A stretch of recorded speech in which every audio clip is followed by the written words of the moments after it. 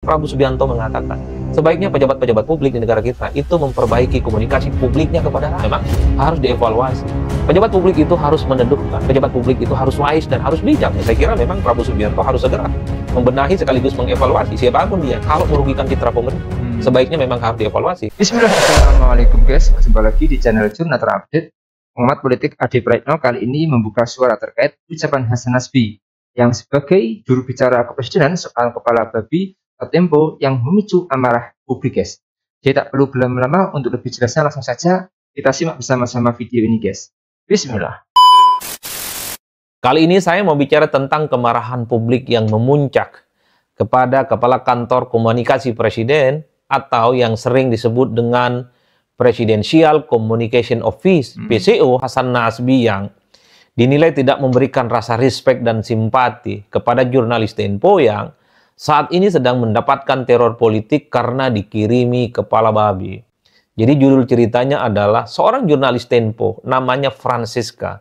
Dia adalah seorang jurnalis politik dan juga adalah host podcast bocor halus yang fenomenal yang dilaksanakan oleh Tempo. Itu mendapatkan teror berupa kiriman kepala babi.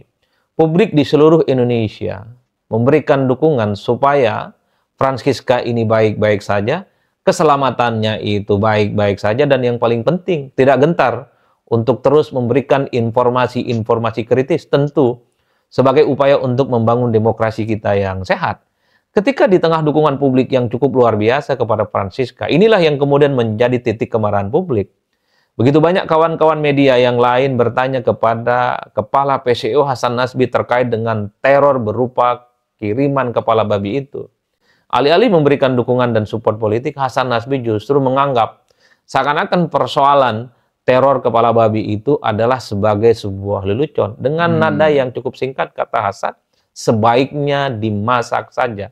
Artinya apa? Kalau dipanjangkan kalimatnya, kalau ada kiriman babi dan itu teror politik, dialamatkan kepada jurnalis Tempo, ya sebaiknya kepala babi itu dimasak saja. Itulah yang kemudian membuat begitu banyak masyarakat dan publik marah, semarah-marahnya. Bagaimana mungkin seorang pejabat publik yang saat ini dekat dengan kekuasaan menjadi jubir istana, memberikan satu statement yang sifatnya cynical, sikapnya penuh dengan lelucon, dan menganggap bahwa persoalan teror itu dianggap tidak penting. Inilah yang kemudian membuat masyarakat itu geram dan marah nggak karu-karuan. Karena ini kan menganggap persoalan ancaman dan intimidasi politik itu adalah persoalan sepele, persoalan main-main, dan persoalan tidak penting. Inilah yang kemudian kenapa begitu banyak masyarakat menyebut Kepala Kantor Komunikasi Kepresidenan ini sangat tidak pantas memberikan statement-statement yang justru tidak mencerminkan sebagai pejabat publik. Ini yang per hari ini, sehari dua hari ini, kemarahan publik tidak pernah berhenti. Coba bisa kita bayangkan, kalau ada teman, ada sahabat, dan siapapun orang di negara kita, tidak pandang bulu, entah dia jurnalis, entah dia orang biasa, entah orang awam, kalau dia mendapatkan teror politik, itu mestinya jangan dicemooh, jangan dicibir, apalagi itu dianggap sebagai sebuah lelucon. Ini nggak main-main loh, ini urusannya nyawa. Teror itu adalah persoalan nyawa. Publik tahu kok. Ketika seseorang itu dikirimi kepala babi, itu kan sebagai sebuah intimidasi. Itu sebagai sebuah ancaman politik. Bukan hanya kepala babi, biasanya terjadi kepada kelompok-kelompok aktivis yang kritis. Ancaman-ancaman berupa hal-hal yang lain. Ditelepon orang tidak dikenal, dikirimi telur busuk, dikirimi misalnya tikus yang sudah mati, dikirimi juga misalnya ayam yang sudah mati, dan seterusnya, dan seterusnya. Jadi inilah yang saya kira secara politik orang tahu ketika dikirimi kepala babi, jurnalis Tempo Francisca ini tentu sangat mengancam keselamatannya. Itulah yang saya kira mestinya seorang pejabat publik memberikan respon yang cukup positif. Toh banyak kok politisi-politisi di kisaran pendukungnya Kimplas itu memberikan dukungan dan sangat menyayangkan pernyataan Kepala PCO yang dinilai tidak punya simpati itu. Itu yang pertama yang menurut saya menjadi prinsip, menjadi penting. Yang kedua, tentu juga bisa dipahami dalam konteks misalnya Hasan itu mengatakan apa yang dia sampaikan dengan cara mengatakan sebaiknya dimasak saja, itu didasarkan atas unggahan media sosial Francisca ketika membuka kiriman kepala babi itu. Memang Francisca itu mengatakan semacam butuh kiriman daging babi, bukan kepalanya. Tapi kan itu bukan menjadi dasar untuk mengatakan bahwa persoalan teror politik ini adalah persoalan lelucon. Francisca mengatakan bahwa butuh kiriman daging babi ketika membuka paket kepala babi itu sebagai bentuk protes dan ingin melawan balik para pelaku terornya. Jangankan kepala babi, dagingnya saja ditunggu oleh Francisca. Itu kan ungkapan perlawanan dari seorang jurnalis yang tidak akan pernah takut dan tidak pernah gentar dengan ancaman-ancaman apapun. Jadi pernyataan Francisca itu sebenarnya harus diletakkan sebagai bentuk perlawanan, sebagai bentuk keberanian. Dia itu tidak akan gentar dan tidak akan mundur, sekalipun begitu banyak teror yang akan mungkin menghampirinya. Dan itu terbukti. Setelah kepala babi, Tempo kan juga dikirimi sejumlah tikus mati yang dilemparkan ke daerah kawasan kantor Tempo. Itu kan menjadi bukti. Tempo mungkin menjadi target bagi orang-orang yang dinilai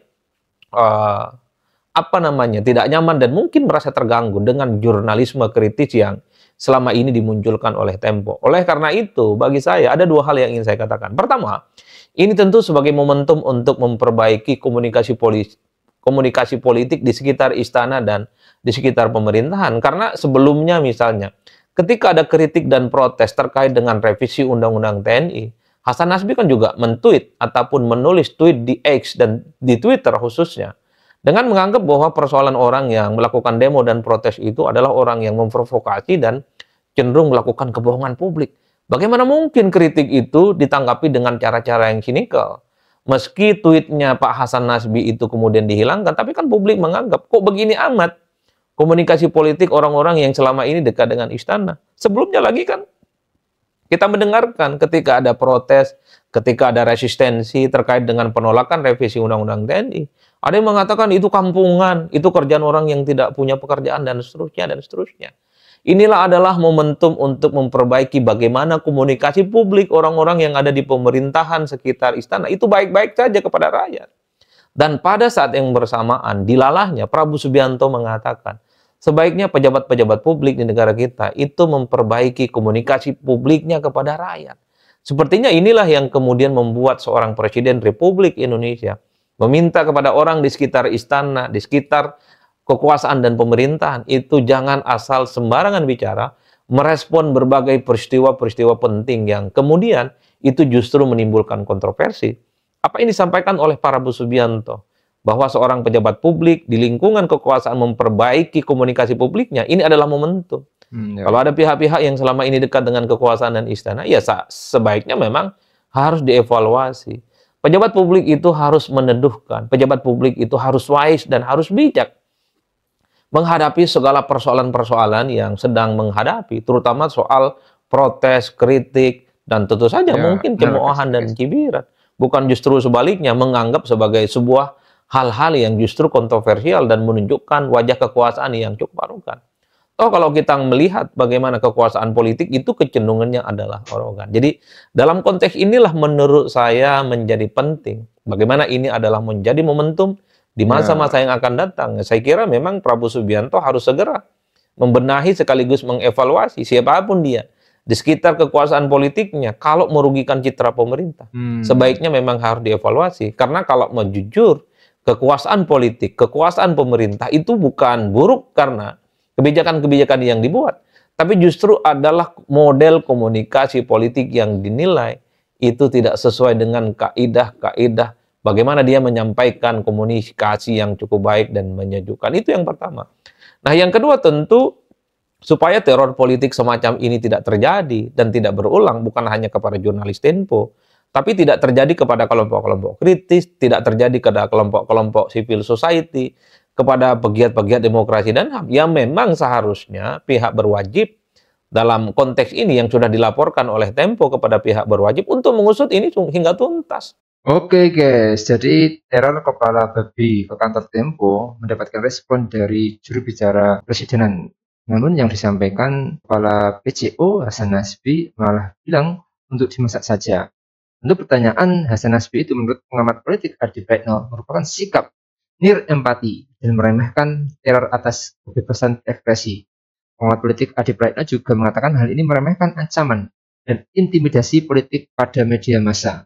Apalagi Tempo dikenal sebagai media kritis yang berani mengungkap berbagai kasus penting.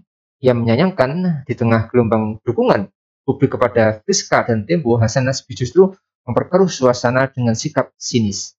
Padahal menurut Adi Praitno banyak politisi bahkan dari lingkungan kekuasaan Kim Plus yang juga menunjukkan simpati. Selain itu, seorang kepala PCO dan sebagai pejabat publik menurut Adi Praitno tidak pantas menjadikan kejadian teror kepala babi sebagai lelucon.